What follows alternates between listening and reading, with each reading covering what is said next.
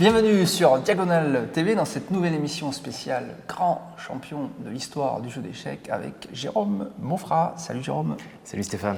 Alors on va voir dans cette émission un super champion puisqu'il fait partie de la grande lignée des champions du monde d'échecs, donc c'est le top du top, la crème de la crème.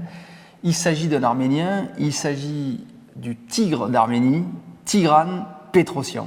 Tigran Vartanovich Petrosyan, effectivement, qu'on a souvent appelé le boa, plutôt que le tigre du reste, Oui. parce qu'il avait la réputation d'étouffer ses adversaires, littéralement, comme un boa constrictor. Voilà.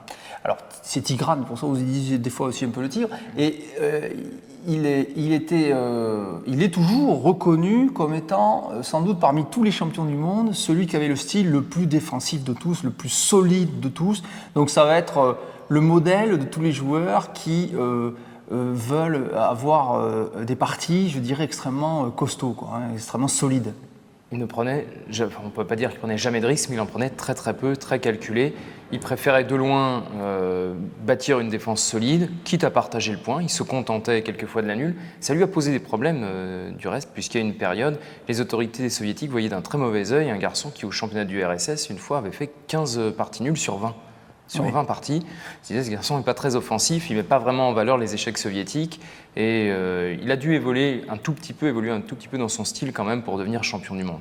Mais il est vrai que de manière générale, il a beaucoup moins de victoires en tournoi qu'il n'a eu de succès en match, puisqu'en tournoi, une partie nulle affecte le score du joueur, tandis que dans un match, la partie nulle n'a pas d'influence sur le résultat final. Oui, c'est un gros avantage d'être Tigran Petrosyan en match, puisque il est très difficile de marquer un point contre lui. Alors, quelle est son histoire? Comment il arrive comme ça à ce titre de champion du monde? Quel est son développement? Il naît en 1929 en Géorgie, dans la jeune URSS, et il a une particularité, c'est qu'il naît dans la région d'où est originaire Staline. Donc c'est une région qui va être largement mise en valeur à l'époque de Staline, puisqu'elle devient un lieu de détente et un lieu de vacances. Les cités balnéaires de Géorgie se développent à cette époque-là pour tous les apparatchiks, et le jeune Tigran Petrosyan vit dans cet environnement. Il est entouré de deux frères qui jouent aussi aux échecs et d'un père qui s'appelle Vartan, d'où son surnom de Vartanovich en deuxième. Son père Vartan voit par contre d'un mauvais œil qu'il commence à jouer aux échecs à 8 ans, parce qu'il se rend bien compte que les échecs professionnels, ce n'est pas vraiment un vrai métier, ce n'est pas une vraie vocation. Le père de Tigran Petrosyan est illettré, il ne veut pas que son fils loupe l'occasion de faire des études, donc il le pousse plutôt à abandonner les échecs et à poursuivre ses études. Mais en fait, il ne suit pas le conseil apparemment. Il le suit à moitié, il continue ses études, mais il continue aussi à jouer aux échecs. De toute façon, malheureusement, tout ça est interrompu très rapidement par la Seconde Guerre mondiale, puisque né en 1929, Tigran Petrosyan, il a une dizaine d'années quand elle éclate. Et malheureusement pour lui, cette Seconde Guerre mondiale fait de lui un orphelin, il perd son père, et il va se retrouver seul. Et très très rapidement, il va être confronté à la nécessité de survivre. Donc il devient balayeur des rues. De là, à cette période, remontent ses problèmes auditifs, parce qu'il a eu des problèmes auditifs par la suite. Il dit que c'est à cette période parce qu'il balayait l'hiver dans des mauvaises conditions et qu'il était très très pauvre et qu'il s'est senti humilié à cette période-là et qu'il a voulu absolument s'en sortir. Et ses seuls compagnons à cette époque-là, ce sont deux petits livres qu'il s'est achetés, un livre de Nimzowitsch et un livre de Rudolf Spielmann, et il se met à les dévorer, à les lire avec passion. Et il trouve dans le jeu d'échecs une sorte de porte de sortie à cette guerre qui a complètement bouleversé son équilibre familial. Encore une influence de Nimzowitsch qui a été vraiment le mentor théorique d'une grande proportion des champions des années 60, 70 même. Oui, on a vu que des joueurs comme Larsen avaient été très influencés par Nimzowitsch. Quoiqu'il fût un joueur très défensif, Petrosyan aussi, il a été imprégné par ces idées hypermodernes de contrôle à distance, de louvoiement, de prophylaxie. C'est quand même lui peut-être le maître de la prophylaxie, qui consiste à éventer les attaques avant même qu'elles aient été montées ou qu'elles aient eu lieu en pratique. Et donc Petrosyan a aussi assimilé cet héritage théorique très très important des hypermodernes des années 30. Alors, Petrosyan suit sa carrière, donc du coup, après la guerre, il va commencer à développer sa carrière et il va arriver assez vite finalement au top du top mondial, puisqu'il finit par prendre le titre de Botvinnik, qui est là depuis presque... 1948. Ça va faire, oui, presque 15 ans qu'il est au top niveau, Botvinnik. Il est champion du monde, alors par intermittence, parce qu'il y a eu entre-temps Thales Smyslov, mais il va finir par ravir définitivement le titre à Botvinnik. C'est lui qui met un terme au règne de Botvinnik en 1963. Alors, Petrosyan prépare particulièrement ce match. Il sait qu'il est fort en match parce qu'il a une capacité à faire nul relativement facilement, qui lui permet aussi de gérer davantage son match. Il sait que Botvinnik est un petit peu vieillissant. Il a lui-même 34 ans à ce moment-là, ce qui constitue à peu près le pic pour un joueur d'échecs. Donc il est en grande forme et il sait que c'est son moment. Alors juste avant le match, pour la qualification, c'est un tournoi en fait, et il avait dit lui-même, genre je crois 4 rondes avant la fin, celui qui ne perdra pas de partie, on voit déjà le style de Petrosyan, celui qui ne perdra pas de partie sera qualifié. Et en fait, c'est ce qu'il fait, il fait 4 nuls, et alors que les autres prennent des risques et perdent, et finalement, et c'est lui qui se retrouve face à Botvinnik. Alors il prépare particulièrement ce match, au plan échiquien évidemment. Il connaît les forces et les faiblesses de Botvinnik. Il le prépare aussi physiquement. Il fait plusieurs heures de ski par jour en Géorgie pour se doter d'une condition physique à toute épreuve qui lui permettra de tenir le choc physiquement sur les 24 parties. Ah oui, il faut tenir. Oui. Il faut tenir, récupérer. Donc il s'entraîne particulièrement pour ce match. Et quand il rencontre Botvinnik, eh bien, il finit par l'emporter par 5 victoires à 2. Oui, il a écrasé. Il l'a battu assez largement. Botvinnik renonce d'ailleurs de lui-même au droit qu'il avait en tant que champion du monde de demander un match revanche. Il voit bien qu'il a face à lui un joueur au sommet de sa forme qui défensivement est tellement solide que soit il est obligé de prendre des risques et se mettre en difficulté, soit il doit partager le point avec lui les 3 quarts du temps. Oui. 17 parties nulles, 2 défaites et 5 victoires de Petrosyan, ça laisse peu d'espoir à Botvinnik de pouvoir revenir 3 ans après pour le battre. Voilà, donc Petrosyan s'installe et ça va durer parce que donc il est champion du monde en 63 et il va défendre son titre devant le jeune Spassky, encore un peu jeune en 66, et ce n'est qu'en 69 qu'il finit par s'incliner. Et à noter qu'il arrive quand même, même en 72, en finale des candidats, c'est-à-dire qu'il n'est arrêté que par Bobby Fischer pour jouer le nouveau match face au champion régnant, c'est-à-dire Spassky en 72. Donc il reste au top finalement, on peut considérer, de 1960, puisque déjà il va être qualifié pour la finale 63. Donc il va dominer le monde des échecs de 60 quasiment jusqu'à 72. Oui, quasiment. Il reste, top du top, quoi. Il reste dans les 2-3 premiers de toute façon, même à cette période-là, même quand il perd 6-2 contre Fischer. Bon, on sait que Taimanov et Larsen ont fait bien pire, puisqu'ils ont perdu 6-0. Et puis même Spassky en finale ne fait pas beaucoup mieux. Donc en définitive, Petrosyan a vraiment tenu son rang. Il ne s'est pas écroulé face à Fischer en 72. Il a rencontré un joueur qui était peut-être un peu plus fort que lui à ce moment-là. Mais il s'est maintenu tout le long de ces années 60 et même au début des années 70. Il faut quand même noter, et tu l'as dit, que c'est le premier champion du monde à avoir gardé son titre, puisque Botvinnik l'a à chaque fois perdu pour le reprendre. Il est le seul en 66 donc, à avoir défendu victorieusement son titre devant Spassky. Et il faut attendre à Karpov en 1981, qui défend son titre aussi contre Korchnoi à ce moment-là. Oui, dans la période post-guerre. Hein. Dans la période post-guerre, oui. Ouais. Tout à fait. Oui, c'est vrai que souvent, c'est difficile de garder le titre. Ouais. Et donc Petrosyan, connu pour ce style de jeu, surtout, je crois que c'est ça, surtout qui le caractérise, et c'est pourquoi, évidemment, on peut considérer qu'il y a 2 types de joueurs d'échecs. Il y a ceux qui veulent l'attaque à tout prix, ceux qui cherchent la tactique, ça va être plutôt des pros Kasparov ou des pros Fischer, voilà les styles de joueurs. Et puis ceux qui sont plus défensifs, beaucoup plus prudents, beaucoup plus profonds dans l'approche positionnelle et qui cherchent moins la tactique, qui ne sont pas forcément à l'aise d'ailleurs en tactique, ou tout, mais ils vont essayer ils peuvent être très forts, mais ce n'est pas leur tendance naturelle aussi.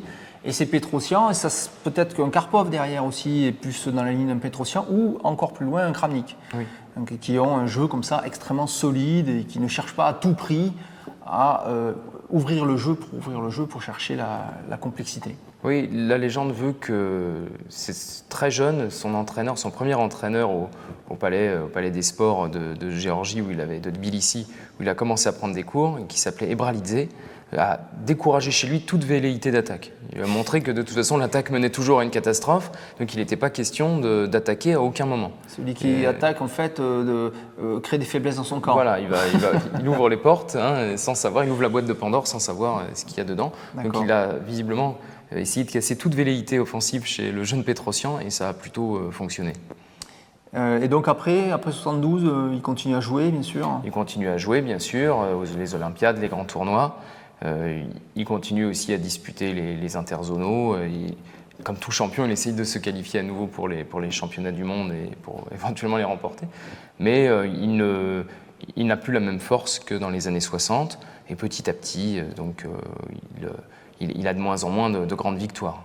Alors, il ne réussira pas comme un autre champion proche de lui, Smyslov, qui a été champion du monde juste un peu avant lui, qui avait battu Botvinnik aussi, mais qui a perdu le match revanche, donc il n'est pas resté champion du monde longtemps. Mais Smyslov, lui, avait réussi à revenir en finale des candidats au titre mondial. C'était face à Kasparov, et c'était en 83, oui, par là, 82, 83, je ne sais plus exactement.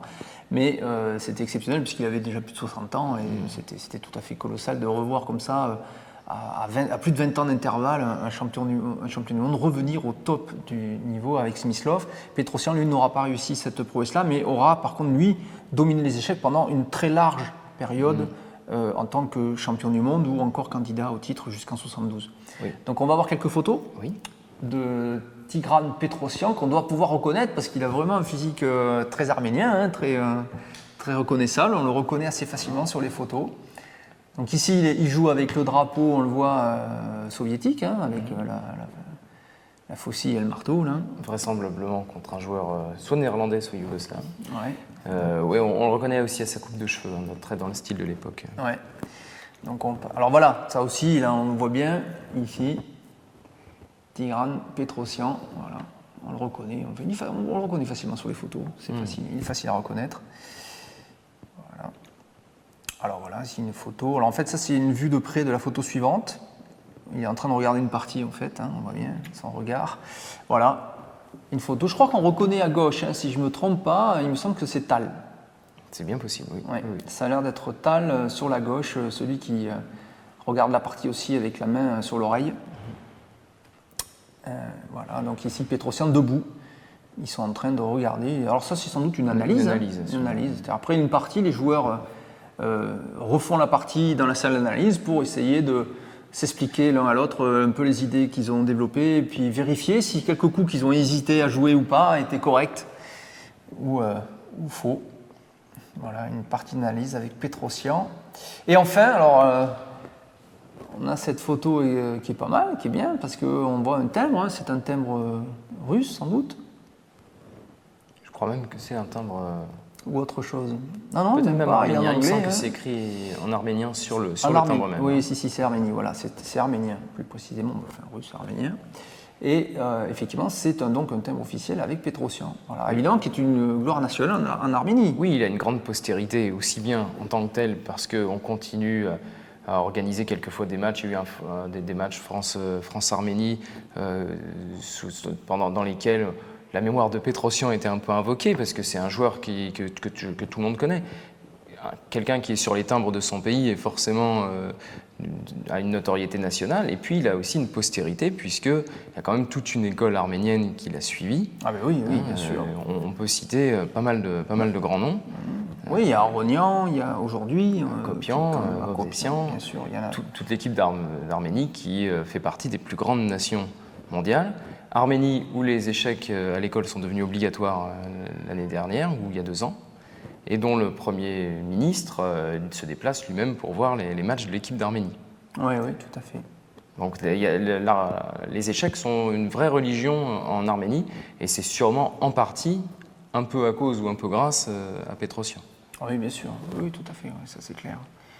Donc, fondateur de la grande lignée des grands maîtres arméniens, ce magnifique Pétrosian. Alors on va revenir sur le plateau, et on va passer maintenant à notre partie du jour, qui va être la partie entre donc, Pétrosian et, bien sûr, alors on a choisi cette partie-là puisque c'est quand même essentiel, contre Botvinnik lors du championnat du monde, justement, qui lui a permis de prendre ce fameux titre de champion du monde,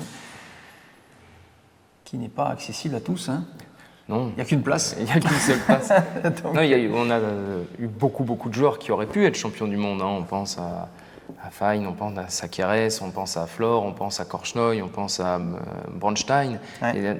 Les grands joueurs, les très forts joueurs, les Larsen et autres, il y en a eu beaucoup, mais finalement, ceux qui sont allés jusqu'au bout et ont réussi à prendre le titre mondial, il y en a finalement très peu. Hein. Ah, il y en a beaucoup moins. Une douzaine. Donc ici, Petrosian face à Botvinnik, on est au championnat du monde de 1963 et c'est parti avec le coup D4.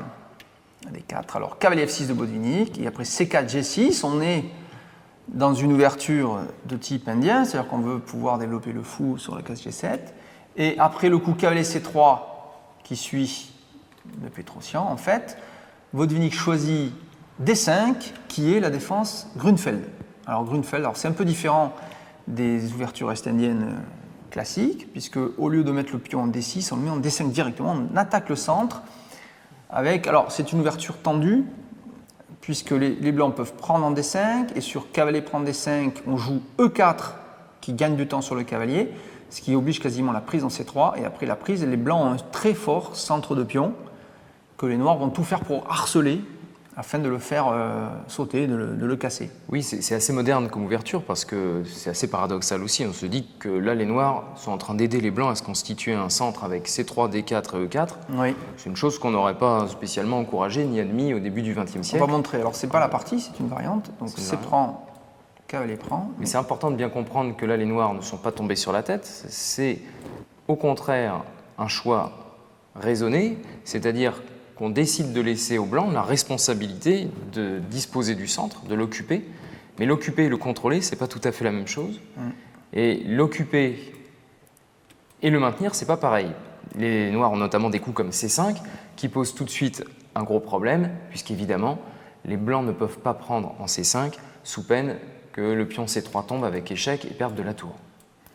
Voilà, donc en fait, c'est toute l'idée des Noirs dans cette ouverture, c'est de laisser les Blancs occuper le centre pour pouvoir le harceler, notamment par le coup C5 qui était donc important, et pourquoi pas plus tard même par le coup E5, hein, c'est aussi jouable, en tout, avec un harcèlement, avec un cavalier qui vient. On va essayer d'obliger les Blancs à pousser ses pions et à bloquer le centre, à le harceler, et finalement laisser les Blancs, certes, occuper le centre, mais devoir le défendre en permanence, donc avoir une occupation centrale permanente. Donc D5, ce n'est donc pas ce que choisit Petrosian.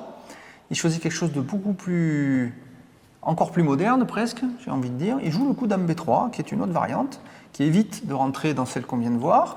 En B3, on protège non seulement C4, mais on fait pression sur D5.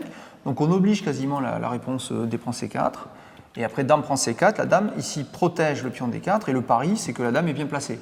Alors, c'est justement tout le sujet de la partie. Est-ce que la dame est bien placée en C4 ? Parce que souvent une dame qui avance trop tôt peut être chassée par les pièces ennemies. Par exemple, on pourrait imaginer fou E6 qui attaque la dame, et on ne peut pas jouer D5 puisqu'il y a le cavalier, il y a le fou, il y a la dame. Si on joue D5, on perdrait le pion, mais sur fou E6, il y aurait tout simplement dame B5 échec, et il y aurait prise du pion B7 sans compensation pour les noirs avec une perte sèche. Donc on ne peut pas harceler la dame tout de suite. Il faudrait trouver par exemple un coup comme B6 avant, ce qui va prendre du temps et ce qui va finalement pas forcément être efficace pour chasser cette dame. Donc c'est pas facile finalement de chasser cette dame B4. On peut essayer aussi cavalier D7 et cavalier B6, on gagne sur la dame, mais est-ce que le cavalier lui-même sera bien placé en B6 ? C'est pas clair. Est-ce que ça vaut le coup pour les Noirs d'utiliser 2 coups de cavalier dans l'ouverture pour simplement repousser la dame en D3 ou elle sera très bien aussi ? Elle peut être très bien en D3, effectivement derrière. Et puis le cavalier B6 n'est pas forcément très bien placé parce que est-ce que l'idée c'est pas d'empêcher E4, enfin, etc. Bon, voilà des questions qu'il faut se poser avant d'adopter une ouverture en tout cas, parce que beaucoup de choses sont possibles. Et finalement, Botvinnik joue sagement, fou G7, il prépare le petit roc, il réfléchira à tout ça plus tard.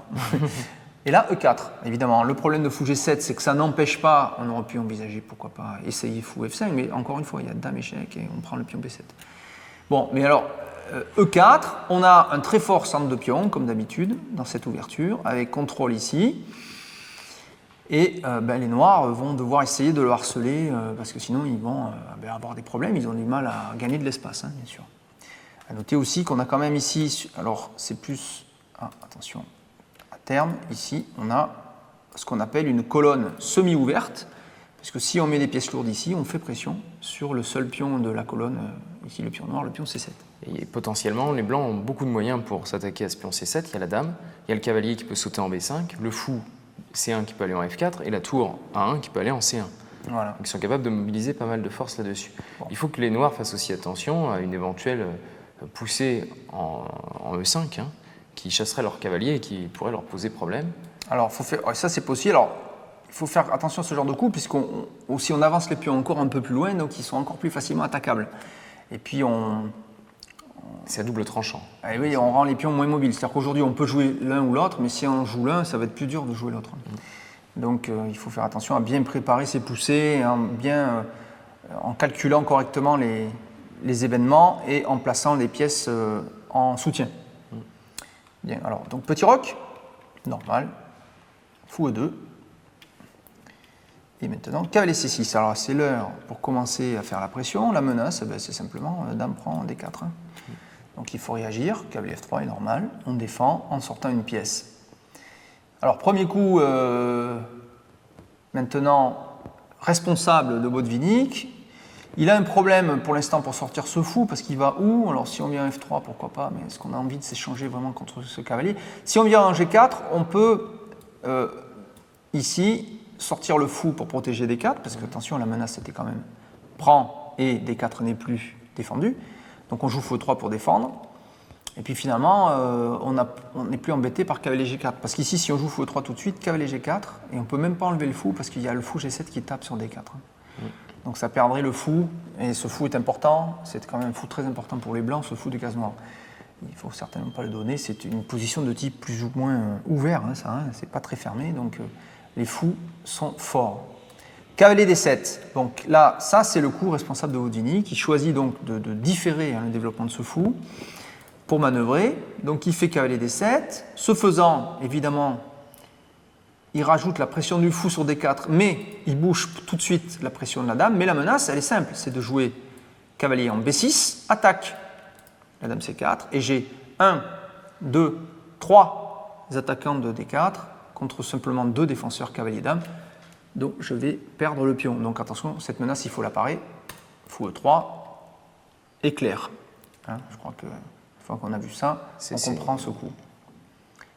Cavalier B6, donc développement astucieux du cavalier, F6, D7, B6 maintenant, j'attaque la dame, et puis effectivement, je montre que j'ai 3 attaquants pièces sur ce pion, mais qui est bien défendu. 1, 2 et 3 avec la dame aussi, puisqu'on peut venir en D3 ou en C5. Et surtout, on pourra après clouer éventuellement une prise face à la dame. Donc, c'est pas très gênant d'ailleurs. Alors, où mettre la dame maintenant? En C5. C5. D3 est peut-être un petit peu... D3 est possible, peut-être un peu passif. En C5, c'est bien, puisqu'on se laisse la possibilité de jouer la tour avec une action directe de la tour face à la dame. En C5, on est bien aussi, puisque on a un petit œil sur E7, ça peut être utile. Et puis sur cette case, on peut toujours plus tard venir en B5, revenir en B3. On n'a pas de problème. Et ici, en C5, surtout, on garde un œil sur le pion. Voilà. On est bien, la dame est bien en C5, elle est avancée, mais elle n'est pas facilement attaquable, et elle est bien placée. Le fou il n'est pas sur F8, donc ça ne gêne pas. Donc fou G4. Alors ce coup est normal après la manœuvre qu'ont fait les noirs, puisqu'en jouant fou G4, je rajoute, en attaquant le cavalier ici, de la pression sur D4, puisque ce cavalier, s'il saute, D4 est moins bien protégé. Donc là, il faut prendre encore une fois une décision. On pourrait jouer tour D1, rajoutant un défenseur, ou alors jouer le coup de la partie D5. Voilà, alors là, c'est responsable, puisqu'on a poussé. On l'a vu, pousser de pion, on ne peut pas revenir en arrière. Donc, les pions vont être moins mobiles, du coup, mais on pose des problèmes au noir où va le cavalier. Il faut faire attention parce qu'à chaque avancée de pion, on laisse forcément une case faible dans son sillage. Là, en l'occurrence, le pion, quand il était en D4, contrôlait la case E5. Exact. Maintenant, le pion ne contrôle plus la case E5. On peut même dire qu'il ne la contrôlera plus jamais, puisqu'il ne peut pas revenir en arrière. Exact. Donc, il faut être bien sûr que cette case E5 ne peut pas être investie par les pièces noires. Exact. Alors, petite manœuvre de Botvinnik en 2 temps. Il fait d'abord cavalier D7, il attaque la dame. À noter que le cavalier revient là, mais on a sorti le fou entre-temps.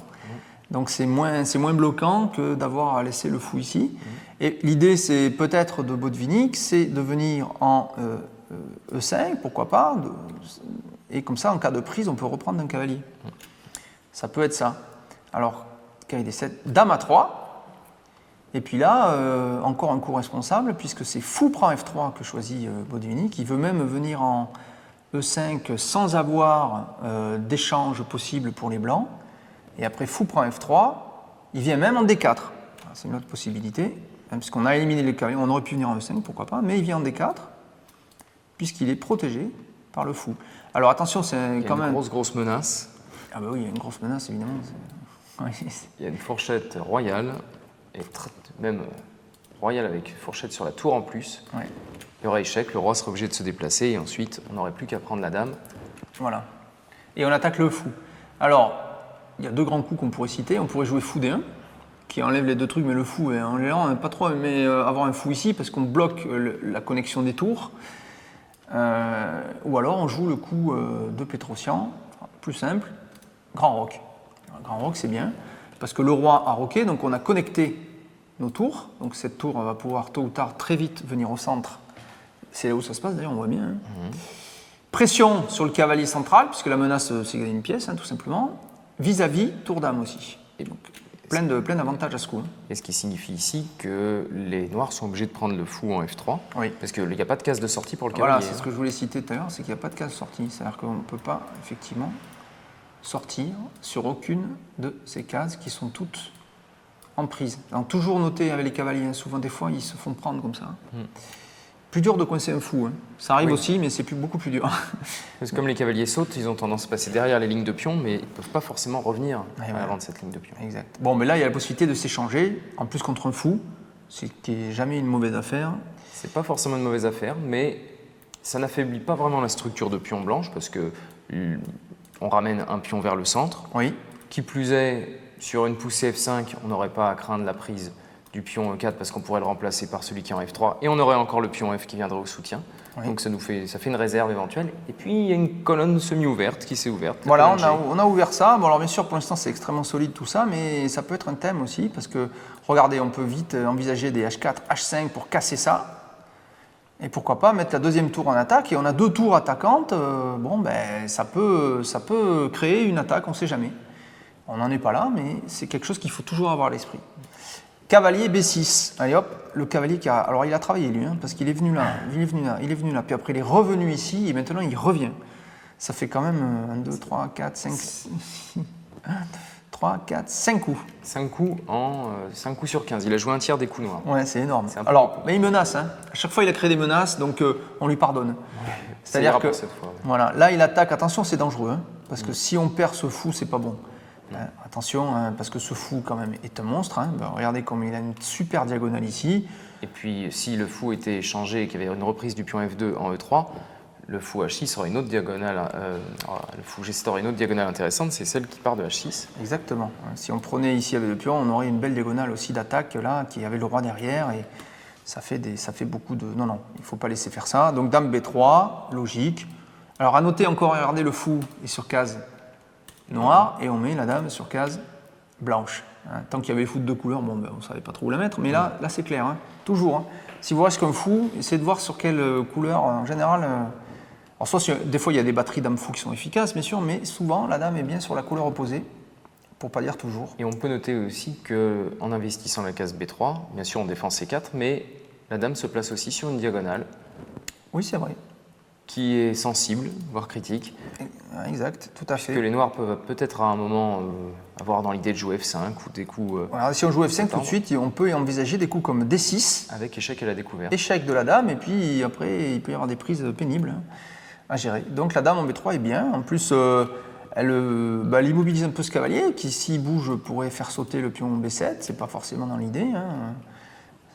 Et donc ça serait un sacrifice de pion, il faut y réfléchir à deux fois. Et regardez, vous avez vu comme la dame est venue sur la couleur opposée du fou. Regardez le coup suivant des noirs. Sur quelle couleur est le fou de case noire? Et sur quel type de case on peut mettre la dame? Regardez, pouf. Vous voyez comme c'est précis, hein, on met la dame sur case blanche, alors que le fou est sur case noire. A noter qu'on a connecté les tours, ça c'est important. Ça nous permet de jouer vers le centre avec les 2 tours, donc de les mettre en action. Cette dame, pourquoi pas, pourrait venir ici proposer un échange plus tard, il y a le cavalier. Oui. Mais pourra proposer peut-être plus tard un échange en A4. Cette dame est bien placée pour l'instant. En plus, elle peut aussi, cette dame, protéger la poussée C6. En cas de prise, on pourrait reprendre de la dame. Voilà le genre de choses. Ou elle peut aussi essayer de rentrer dans le camp adverse, se lançant l'aventure en jouant en H3. Oui, on pourrait éventuellement, pourquoi pas. Pour attaquer la chaîne de pions à la base. Ouais. Oui, c'est une menace dont il faut tenir compte, parce que où va le pion là Comment, on ne peut pas protéger le pion là, si la dame venait en H3. Il faudrait jouer F4. Mais si on joue F4, on affaiblit un peu E4. Bon, voilà, c'est des thèmes. D'ailleurs, le coup suivant, finalement, de Petrosian, il va dans cette idée. On joue H4, donc on protège la dame H3, la case H3, puis en plus, on commence à attaquer. À noter que comme on a cette fameuse diagonale aussi dame ici, si on pousse H5 et qu'on prend, ça sera délicat de reprendre du pion F, à cause de cette découverte. Donc si on prend du pion H, par contre, on a une colonne ouverte contre le roi, qui est bloqué du côté ici ouest, qui ne pourra pas aller à gauche. Donc il suffirait de trouver un moyen de mettre la dame ici quasiment pour menacer mat. Donc attention, ce coup H4. Donc ça explique le coup suivant de Botvinnik, H5, non. Oh vite, on ferme la porte, voilà. Pas question. Pas de question de te laisser ouvrir comme ça une colonne gratuitement. Il va falloir travailler un peu plus pour ouvrir la colonne. On pourrait trouver d'autres solutions pour ouvrir la colonne. On pourrait envisager pourquoi pas un F4, F5. Ça c'est possible avec pression sur G6. On pourrait obliger les noirs à prendre et puis ouvrir la colonne, pourquoi pas. Mais il faudrait avoir des motifs d'attaque bien précis parce que c'est long. Quand même, il faut plusieurs coups. Et pourtant, c'est quand même ce qu'il joue. Et c'est quand même ce qu'il joue. F4, effectivement. F4. Et avec, ça peut, alors il peut y avoir 2 idées. Il peut y avoir l'idée de jouer E5, parce que l'idée de 5, c'est moins d'avancer les pions que de boucher aussi l'avenir de ce fou-là. Et puis ça restreint fortement l'espace de manœuvre des noirs. Puis E5 menace quand même E6, qui est à calculer mais pénible. On peut jouer aussi effectivement E6 en brisant F7. Il va falloir prendre sans doute. La reprise, la dame protège, et puis c'est G6 qui est faible. Ouais, après, on a dame C2 qui attaque directement. Exact, on pourra avoir dame C2, ou alors même G1. Tout simplement tour G1 avec pression sur G6. Oui, il y a du jeu pour les blancs, avec bien sûr le coup H4 est menaçant, le coup H5 c'est effectivement empêche H4, mais ça commence à affaiblir le roc. Vous voyez que le pion G6 est moins bien protégé dans ces conditions ici, et F4 commence à être agressif. Donc Botvinnik réagit extrêmement rapidement, il joue sans doute un coup correct, qui est le coup E6. Mais un coup affaiblissant encore, c'est-à-dire que là, qu'est-ce qu'il pourrait jouer d'autre en fait d'ailleurs ici il aurait pu tenter aussi C6, ça c'est possible, pour essayer de commencer à faire des échanges au centre. Et ouvrir la colonne devant le roi blanc. Et ouvrir ici, par tour C8, on aurait ouvert la colonne, si on arrive à échanger ce pion, contre le roi blanc. Bon, ceci dit, le roi blanc, il a une super case ici, il est peinard, il peut aller jusqu'au bout, là, dans le coin, et il sera pas embêté. Il faudrait calculer C6, parce qu'il va quand même fou prendre B6, et il y a une perte de pion éventuellement. Oui, on pourrait prendre, exactement, tout à fait. Il y a plein de choses à faire. Donc il joue E6, Botvinnik. Alors E6 a un double avantage, c'est que ça contrôle un peu mieux F5. Si on joue F5, on peut prendre du pion E, sans casser le roc, et en cas de prise, c'est dame qui prend, on a perdu un pion pour rien.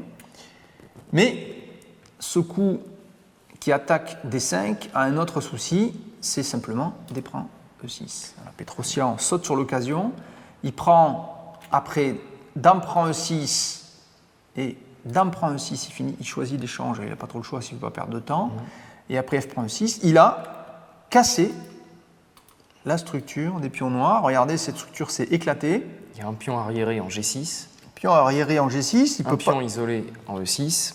Exact.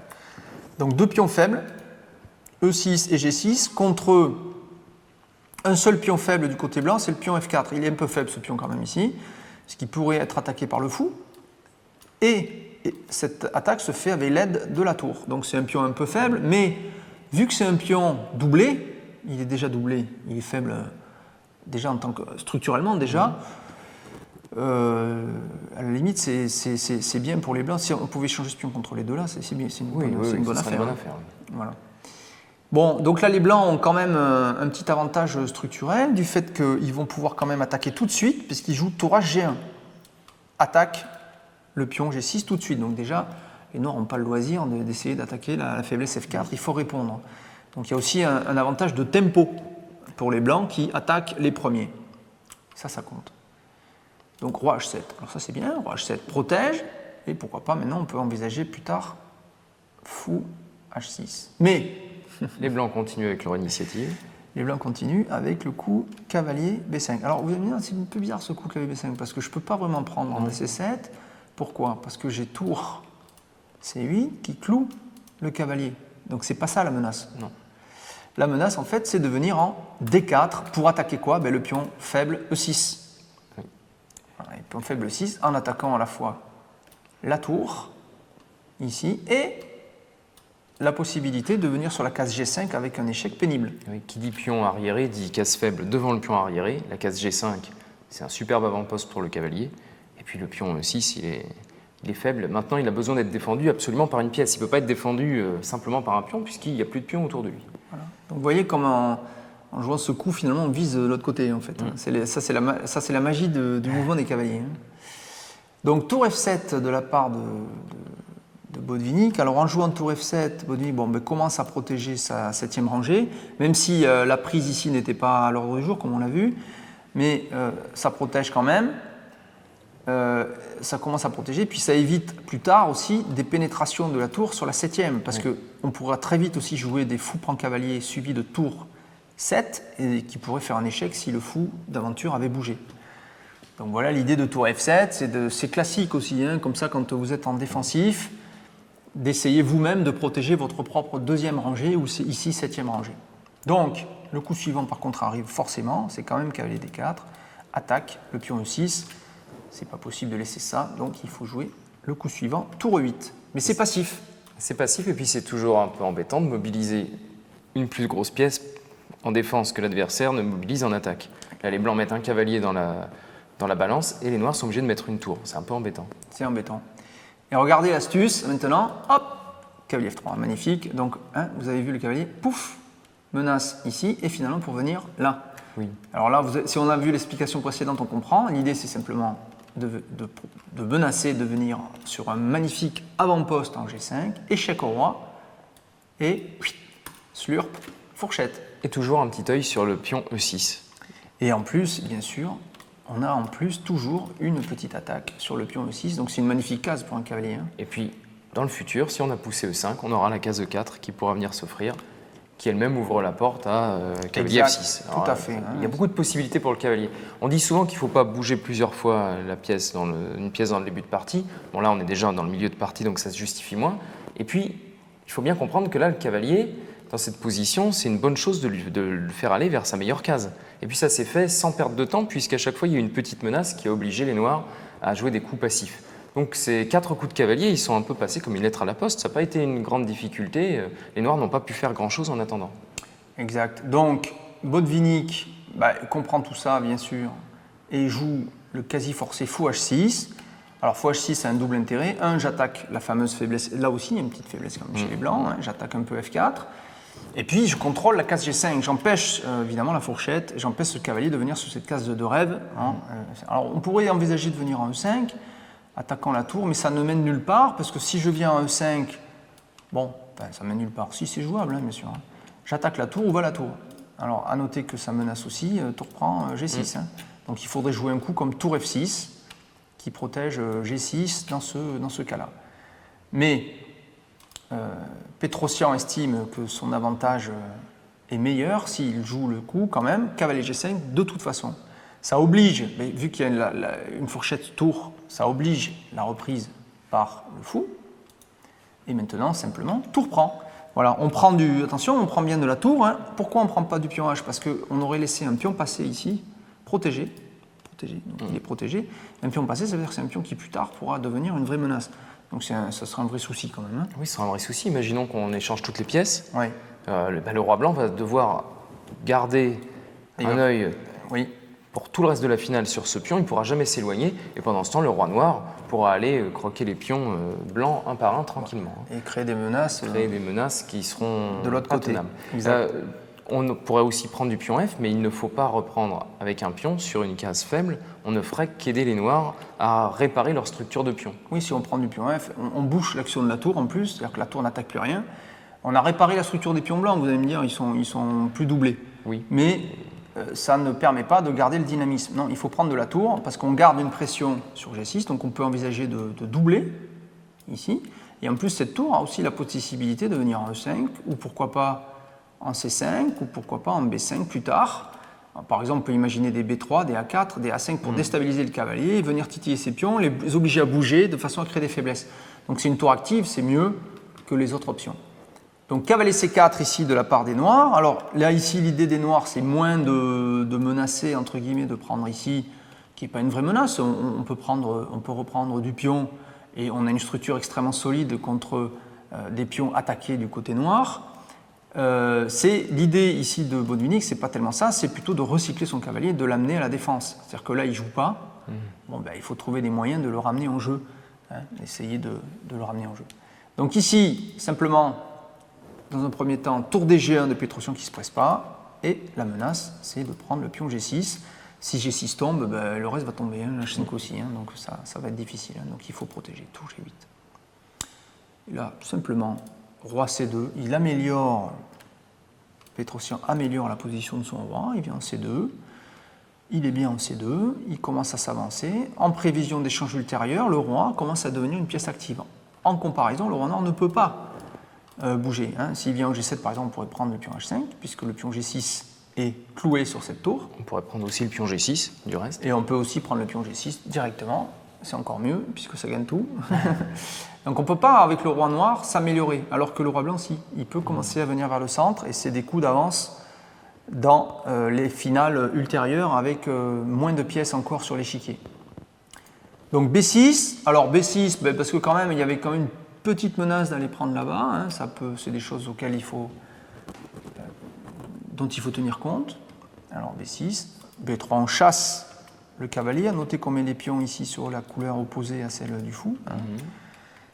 Cavalier D6, attaque le pion E4, mais simplement F3, regardez, ça c'est extrêmement solide, d'autant que ce pion F3 ne peut pas être attaqué par les noirs, puisque le fou contrôle et il faudrait donner une qualité, ce dont il n'est pas question.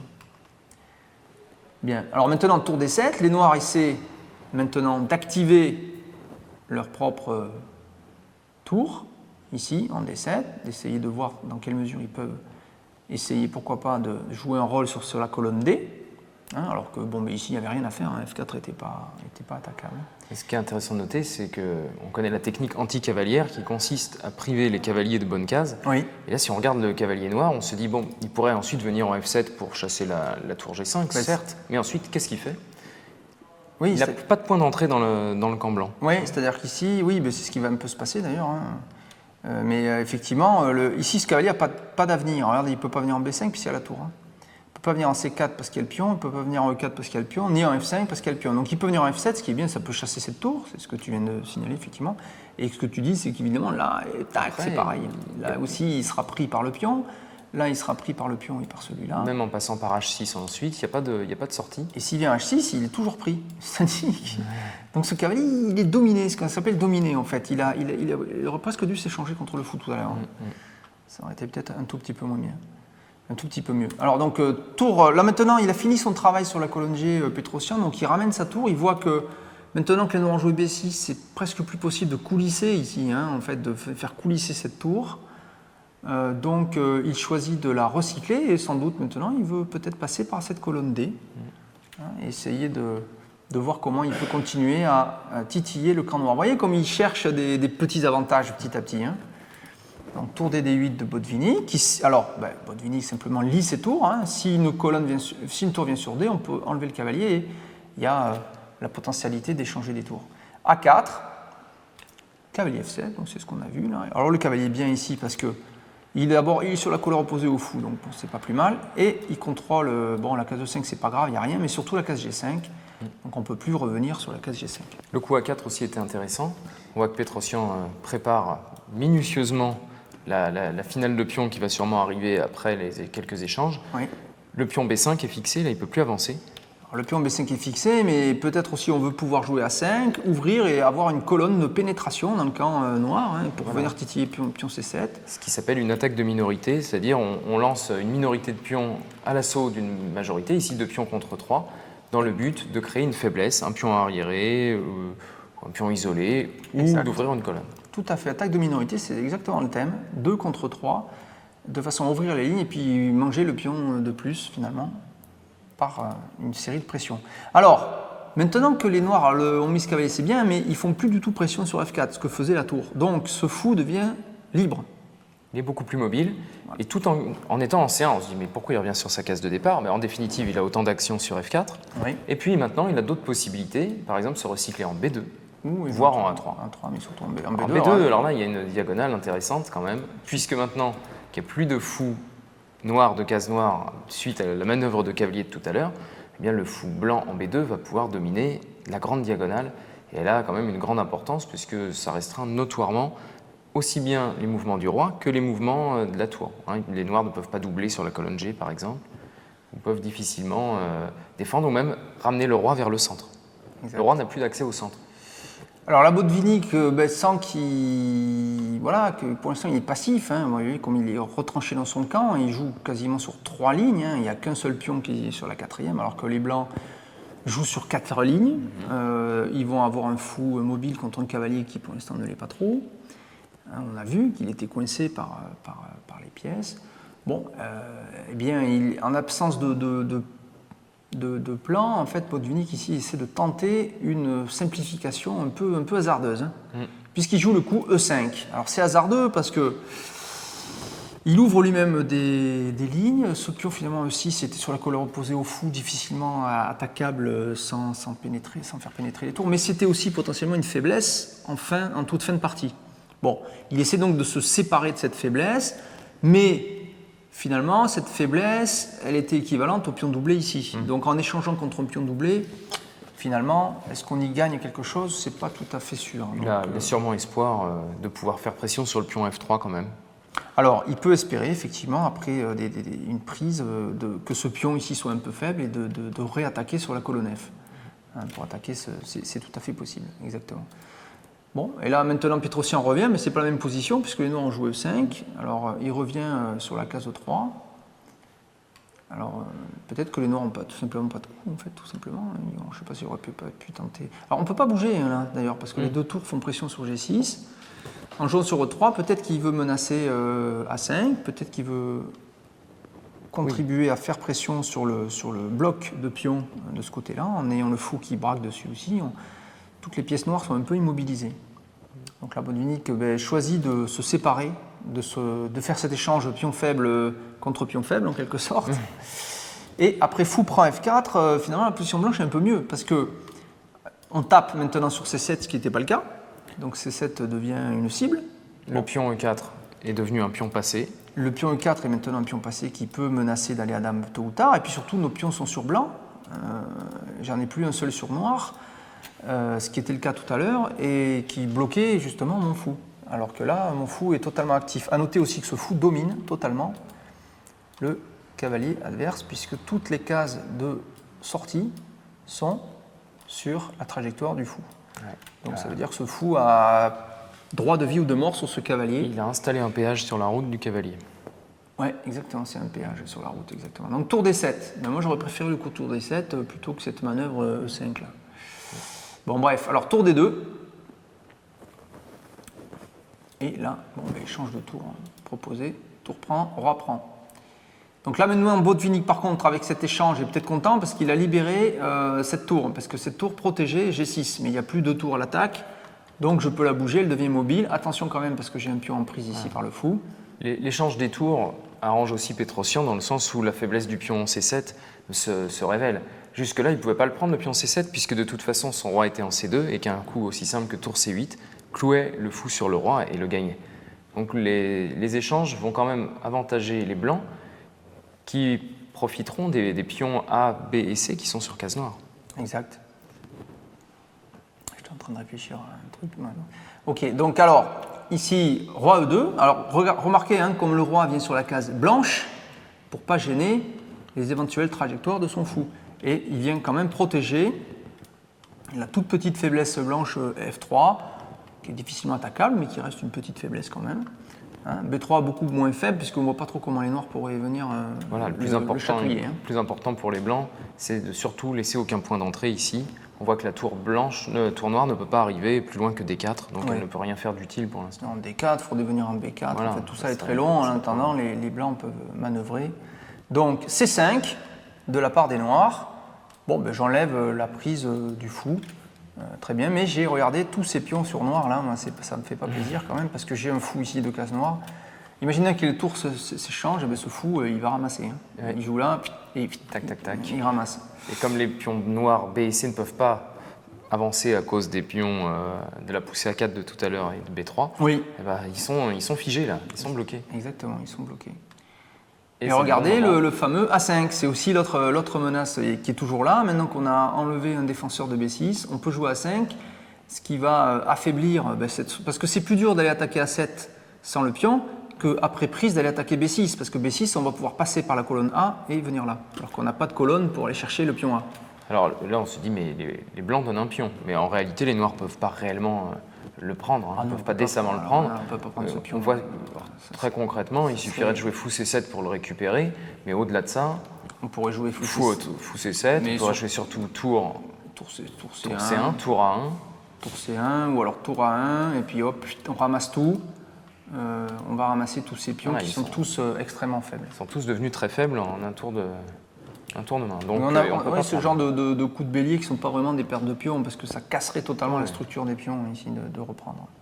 Donc tour D7, apprend B6, et ça y est, c'est l'heure, regardez, tour 1. Voilà, c'est ce qu'on disait. Maintenant, les blancs ont trouvé un moyen d'entrer dans le camp noir, et donc, pourquoi pas de venir en B8 après pour titiller le pion B, ou de venir en A6, pareil, pour titiller aussi le pion B. A noter que ce fou est très très bien, il empêche la tour même de venir défendre. Donc roi G7, les noirs ici ramènent le roi près du centre, ce qu'ont fait les blancs depuis longtemps, donc il faut qu'ils le fassent eux à leur tour, mais c'est peut-être un peu trop tard déjà, puisqu'après tour A6, comment puis-je protéger ce pion fondamental, le pion B6? S'il tombe, ça nous fera quand même un gros pion de moins, avec un pion C5 toujours faible et un pion passé, ce qui veut dire une position extrêmement compromise. Donc, le seul coup. Tour B7, il faut protéger. C'est le seul coup admis, mais vous voyez, c'est passif. Donc passif. Les noirs restent passifs malgré les manœuvres réussies. Tour A8, maintenant de Pétrosian. Donc en jouant tour A6, il oblige tour B7 qui est mal placé. Maintenant tour A8, je ne peux pas enlever la tour de nouveau puisque ça serait cette fois tour B8 et là on ne pourra même plus venir protéger. Donc roi F6, je me rapproche du centre. Tour C8, regardez comme Pétrosian pénètre sur case blanche. Il va pouvoir venir faire un échec qui va repousser le roi noir et attaquer à la fois B6. Et toujours garder une menace sur B6 qui oblige la tour noire à rester en B7. Voilà, B6 et G6, exactement. G6 à droite et B6 à gauche. Vous voyez comme Pétrosian manœuvre habilement pour pénétrer le camp noir et créer des menaces de plus en plus difficiles à contrer. Ça n'a l'air de rien. La petite attaque de minorité, le basculement de la tour en 1, sa montée à 6, à 8, C8, mais c'est quand même une belle manœuvre. Cavalier E5, de la part des noirs. Alors l'avantage de cavalier E5, c'est que ça empêche, bien sûr, tour C6. Bien sûr, voilà. Et simplement, tranquille, Pétrosian ne se presse pas, encore une fois. Il augmente la capacité de son roi, ici, en jouant roi E3. C'est quasiment Zugzwang. C'est quasiment Zugzwang, oui, tout à fait. Alors la menace peut être oui, c'est une menace de mat presque. C'est-à-dire qu'on menace fou prend E5, roi prend. Imaginons que les blancs, les noirs jouent, je sais pas, on va dire un coup comme ça. Tiens. Alors, fou prend, roi prend. Alors ça fait peur là. Fou prend, roi prend. Tour C6. Et voilà, tour C6. On ferme la porte. Réseau de mat. Et attaque B6, attaque H6 et surtout menace F4, mat. F4, échec et mat, en plein centre de l'échiquier. Et il n'y a pas d'échec de la tour noire puisque le pion B3. Tout est pris, défend. Toutes les pièces. Contrôle, attaque le roi et toutes les cases sont prises. Vous voyez qu'on peut se faire mater même en finale. On peut rien faire, on ne peut pas jouer G5 pour empêcher puisqu'il y a prise. Et si on joue la tour, on se fait prendre tous les pions. Oui. On prend d'abord celui-là d'ailleurs, sans doute, puis après l'autre, et puis... Bon, bref. Les allers-retours et tout tombe. Tout tombe. Donc, roi E3, cavalier D7. Maintenant, tour C6, échec. Ah oui. Quand même. Donc, le roi ici, regardez, ne peut pas monter, donc on est obligé de descendre, roi F7, E5. Et là, c'est l'heure. Alors non seulement c'est une poussée de pion, mais ça menace. Ça menace une fourchette accessoirement. Bah, c'est quand même important parce que c'est difficile à parer. C'est difficile à parer et puis ça va permettre aussi au roi de monter tranquillement. Ça lui ouvre un chemin. Voilà, donc vous voyez comment les blancs dominent cette situation par petits coups. C'est toute la technique de Pétrosian qu'on voit ici. Petits avantages cumulés. Cavalier F8 est quasiment forcé. Regardez maintenant, tour F6, tranquille. C'est implacable. Petit échec. Où va le roi? Toujours pas, à chaque fois les coups sont mauvais, quoi. C'est très difficile. Donc il faut garder le contact avec le cavalier, sinon il serait en prise. Bon, on remarque partout, on a le contact ici. Roi G7, et simplement on continue. Roi E4, on améliore la position du roi, et on peut menacer de venir en D5, et on peut menacer de venir en C6, et de prendre tous les pions. Oui, mais si le roi arrive en C6, c'est très pénible pour les... Regardez la différence entre le roi blanc, qui est extrêmement mobile, extrêmement actif, extrêmement au contact de ses points avancés, puis le roi noir qui est totalement immobilisé. Et la force du pion passé, là aussi, hein, c'est qu'on est obligé d'essayer de tout faire pour l'arrêter, qu'il est extrêmement puissant. Donc là, les noirs doivent réagir, et il le fait très bien, Botvinnik, puisqu'il joue B5. Alors là, l'idée, c'est de se créer soi-même un pion passé. Hein. Si on joue C4, regardez, en cas de prise, on pourrait presque pousser, et non pas reprendre, puisque le fait de pousser menace très vite d'aller à dame. Il y aurait même une dame avec échec. Et surtout, ça menace de faire dame sur une case blanche, et non pas une case noire, puisque la case C1 elle est contrôlée par le fou blanc. Bien sûr, si vous reprenez, voilà. Mais la menace est vraiment C4, donc il faut quand même faire très attention à ça. Donc tour C6. Tour C6. Voilà, tour C6. Ceci dit, ça n'empêche pas vraiment C4. On pourrait quand même tenter C4. Hein. On pourrait quand même tenter C4. Alors sur C4, on pourrait envisager quand même, on peut quand même prendre peut-être. On peut aussi jouer B4, hein, tout simplement. On joue B4 et puis finalement les pions sont immobilisés. Mais on a un pion passé qui est embêtant. Alors si on prend, on peut envisager B4 et comment on arrête ce pion. Tout est là. Bon, en fait, c'est pas dur. Hein. Il suffit de jouer fou C1, fou B2, c'est fini. C'est bloqué et on a deux pions passés. Donc, c'est pas très bon. Donc, tour C6. Eh bien, là, maintenant, le problème, c'est qu'on ne peut pas... On ne peut pas défendre le pion C5. Alors, si on joue... alors, on peut tenter cavalier D7, peut-être, hein, mais cavalier D7, E6. Se heurte à E6. Hein. Cavalier D7, ou même roi D5, E6 ou roi D5, ou même fou E3. Hein. Plouf, tout simplement. Donc, c'est extrêmement passif. Vous voyez, c'est que passif, on ne menace rien et ça perd. Donc, en fait, là, Botvinnik se résigne, il joue... roi F7, il essaie de colmater les brèches en activant son roi. Il voit bien que la différence, c'est que c'est le roi blanc qui est extrêmement actif. Donc après tour prend C5, ben ça y est, il a perdu un pion net. Il a un pion passé contre lui. Et après cavalier E6, tour D5, roi E7 et fou E3. De nouveau, ce fou, regardez, domine encore une fois ce cavalier qui ne peut pas bouger. Et les noirs n'ont pas de coup, simplement, que faire. Alors, là, quelle est la menace maintenant des blancs? Ben, c'est de continuer à faire pression ici. Bon, déjà, ça immobilise la tour. Et on peut tenter F4, F5, briser ça, puisque en cas de prise, c'est le pion H5 qui est faible. Et on aura encore un deuxième pion passé ici en H4. Donc, tour B8. Il ne se presse pas. Pétrosian, toujours des petits coups. Tour D6. Alors, tour D6 peut aussi laisser la voie libre à roi D5, attaquant le cavalier, où va le cavalier. Et après, derrière, c'est le pion G6 qui peut être en prise, ou le roi qui vient en contact du pion B5, et la tour est d'autant plus immobilisée. Donc, B4, maintenant, de la part des noirs. On se demande bien ce qu'ils cherchent, parce que alors, le problème, c'est que le cavalier ne peut même pas venir attaquer. Hein. Le fou le domine toujours. Tour A6. Alors, il ne joue pas roi D5, il joue tour A6. L'idée des blancs dans ce type de position, c'est simple, ça menace tour A7, puisque le roi, dans ce cas-là, sera obligé de descendre. Ah oui. Il n'y a plus de possibilité de rester. Tour B5, eh bien, c'est le cas. Quand même, tour H5, échec. Roi E8. Et maintenant, F4. Encore un coup d'attente de la part de Botvinnik qui joue le 57e coup par roi F8 pour essayer d'empêcher l'avancée, mais on ne peut pas. Après, F5, il abandonne. Après avoir souffert pendant 25 coups. Oui, parce que là, on pourrait voir la suite rapidement. Donc c'est là, c'est abandon de Botvinnik. On peut regarder simplement la suite. La prise est quasiment forcée. Roi prend. Le cavalier est attaqué. Par le roi. Alors imaginons un coup comme Échec, par exemple. cavalier en G7. Et bien simplement, on pourrait jouer roi G6. À noter que la tour noire ne peut pas faire échec en B6 à cause du fou E3. Alors on ne peut pas faire échec en B6, effectivement, parce qu'il y a le fou E3. Et si les noirs prennent ici, sur la case E5, on peut simplement jouer, regardez, tour F7, échec au roi. Et où va le roi? Si on vient en G8, on prendrait le cavalier avec échec, et on a une grosse pièce de plus, et il reste des pions largement suffisants pour faire dame. Et si on vient en E8, très simplement, il suffit de jouer fou F4, et le cavalier est perdu. Puisque sur l'échec, évidemment. Alors, sur l'échec, on prend le cavalier avec le roi. Et sur tour E4, par exemple aussi, c'est pareil, on prend le cavalier avec le roi. En fait, on a 2 pièces en prise. Et c'est le roi qui prend, pas la tour, bien sûr, puisqu'on garde le contrôle du fou. Donc on a une pièce de plus avec tout ce qu'il faut pour gagner, puisqu'il y a encore 2 pions, notamment ce pion en plus est sur la colonne H, sur la même couleur que celle du fou, donc on pourrait même échanger les tours. Bon, bref, il y a de quoi largement l'emporter. Petit avantage à la fin, mais suffisant. Et on a vu comment Petrosian a joué à chaque fois des petits coups. Donc ce n'est pas des parties à grand sacrifice, c'était des parties de micro-avantages qui étaient cumulés.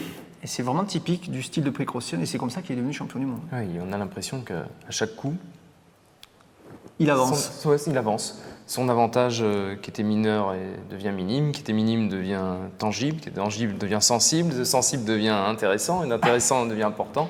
Et on a l'impression qu'à chaque coup, il progresse. Ouais, à chaque coup, sa position s'améliore. Exact. Tandis que son adversaire n'est pas en mesure d'améliorer, lui, sa position. C'est assez impressionnant. Alors, ce qui n'empêchait pas Petrosian, par exemple, d'être un très bon tacticien. Et quand il y avait bien sûr des positions tactiques, il pouvait bien sûr sortir des grandes combinaisons, mais il ne les cherchait pas absolument. Il cherchait plutôt ces styles de partie à gain de micro-avantage. Voilà, très grand champion du monde que Tigran Petrosian. Sans doute un modèle pour tous les joueurs qui veulent jouer aux échecs de façon prudente et réfléchie et éviter, qui n'ont pas dans leur, dans leur gène la fibre du grand attaquant qui est prêt à prendre tous les risques pour gagner, y compris le risque de perdre d'ailleurs. Oui.